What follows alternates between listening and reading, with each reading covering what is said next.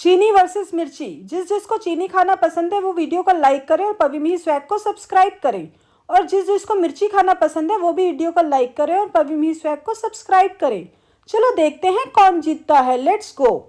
चीनी का टेस्ट मीठा होता है, मिर्ची का टेस्ट तीखा होता है। चीनी गन्ने से बनती है, वहीं मिर्ची की खेती की जाती है।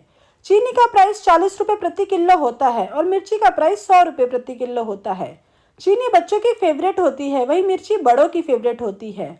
चीनी बिना कोई कोल्ड ड्रिंक नहीं बन सकती और मिर्ची के बिना कोई सब्जी नहीं बन सकती। वैसे आपको इन दोनों में से क्या पसंद है? कमेंट